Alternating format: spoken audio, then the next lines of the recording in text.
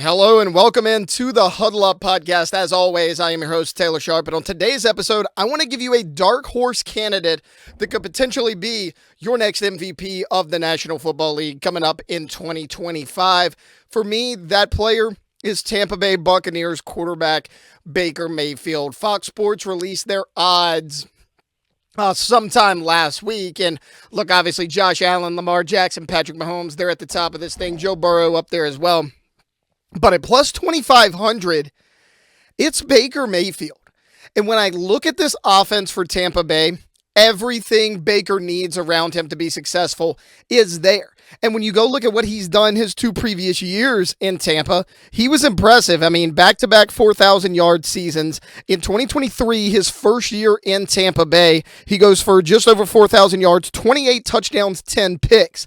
That was under offensive coordinator Dave Canales. Canales leaves, goes and becomes the head coach of the Carolina Panthers. What do? They bring in Liam Cohen.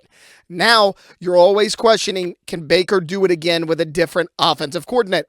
Well, the thing about Liam Cohen was, if you remember Baker's crash course with the Los Angeles Rams, remember he had to go out to the game and play like less than 48 hours after being signed, after he was released by the Carolina Panthers. Went out there, won the damn game on Thursday Night Football.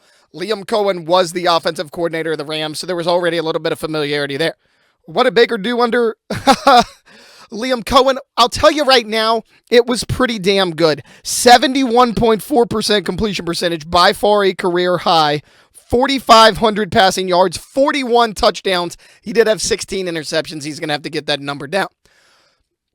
He had the weapons last year. Chris Godwin, Mike Evans was there. Cade Otton, very good tight end.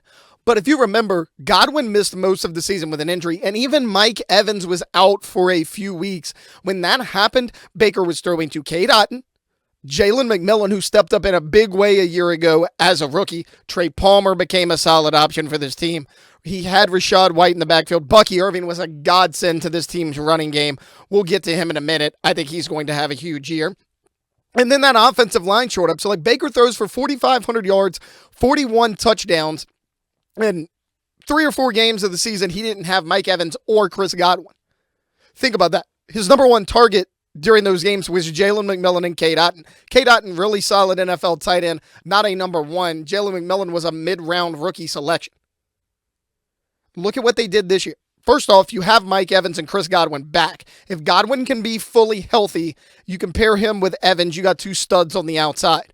Jalen McMillan is still back. It's his second year in the offense. Cade Otton's still back. He's there for another year.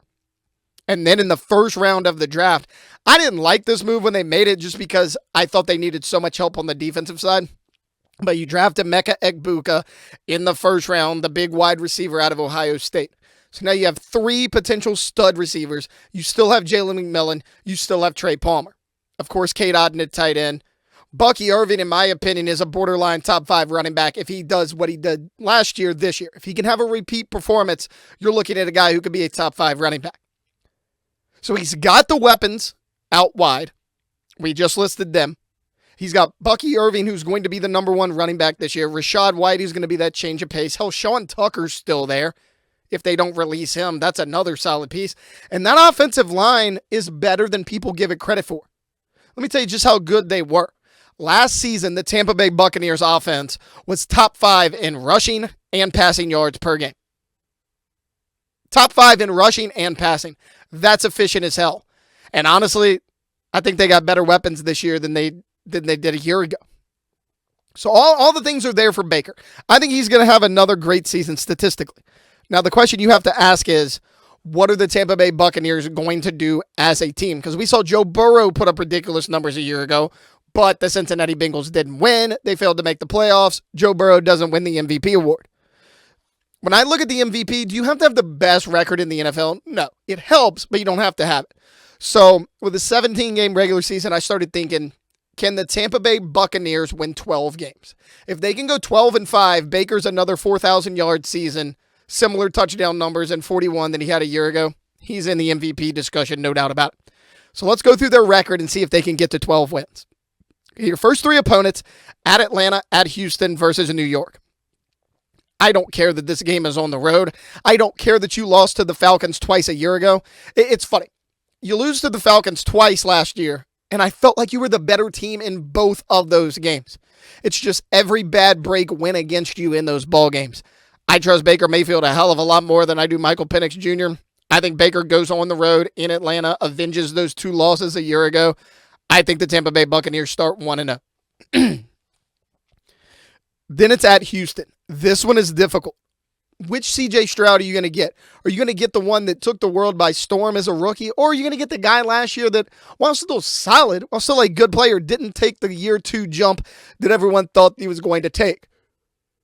You have good weapons on the outside. What is that defense going to look like? That's a big one, but honestly, I'm giving the Tampa Bay Buccaneers a win there as well, if they can shore up that defense.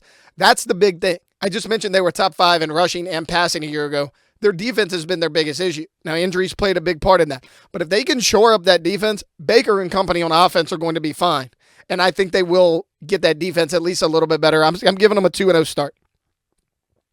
They go at home against New York in Tampa Bay for the first time all year. I don't think Justin Fields is a very good quarterback. I've talked about it on this channel a lot. I think they get a win there. So they're 3-0. Then they're home again, but they were playing the defending Super Bowl champion Philadelphia Eagles. This is where I give Tampa Bay their first loss. They had 2 tough road games to start the season, managed to win both of them, get a little bit of an easier game against the Jets to start 3-0, but Philly takes them down. They're 3-1. They go to Seattle. I'm giving them a win. I know they have Sam Darnold. I know he was really good under Kevin O'Connell a year ago. He turned into a pumpkin in the playoff in the biggest moment. I think playoff Sam Darnold is who he really is. Because regular season Sam Darnold last year is the outlier. What we saw in the playoffs is what he has been the majority of his career. He's in a new offense. He's not under Kevin O'Connell anymore. You're going to have to prove it to me one more time. Until he does, I'm going to be a doubter of the Seattle Seahawks. So therefore, once again, I'm giving the Tampa Bay Buccaneers a win. They sit at 4-1. I'm giving them a win at home against San Francisco. Look, Brock Purdy, you paid him big money, and you can argue that he deserved that money because he was such a good performer on that 7th-round rookie deal. But you had to get rid of a lot of pieces in order to pay him, mainly on the defensive side. Dre Greenlaw's gone. Hufanga, the safety's gone. You don't have Deebo Samuel anymore. I mean, right now, your number 1 wide receiver with all the issues around Brandon Ayuk is Jawan Jennings. Very good wide receiver. I don't know if he's a 1 on any team. You still have George Kittle. What version of Christian McCaffrey are we going to get? He's 29 years old. He was excellent 2 years ago. Last year, barely played at all because he was just hampered by injuries for the entire season. I'm giving them a win. They're 5-1. Going to Detroit on the road.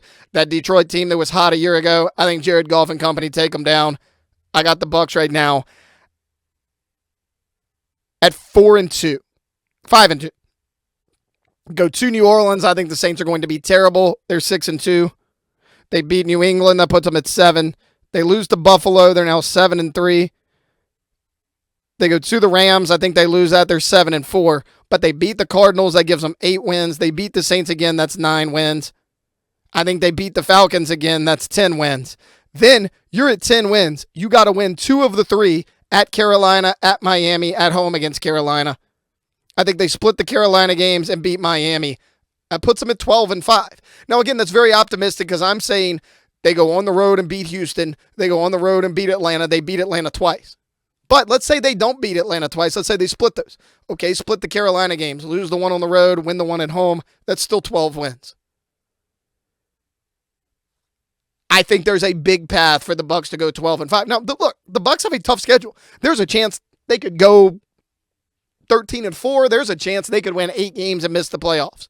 But if this defense does what they're trying to get it to do this year, and that offense is as good as it was a year ago, once again, important to note, Baker Mayfield does have a new offensive coordinator in Josh Grizzard because Liam Cohen, now the head coach of the Jacksonville Jaguars. Now, a lot of people are going to say, once again, Baker has a new offensive coordinator. Can he do it for a 3rd year in a row? Look, if anybody can do it, it's Baker Mayfield. I'm not saying he's the best quarterback in the NFL, but you go look back at his career, pretty much every single season he's been in the NFL, he's had a new offensive coordinator. Going to Cleveland, his half a season in Carolina, to the Rams, now his 3rd year, 3rd different offensive coordinator in Tampa Bay. Baker's used to it now.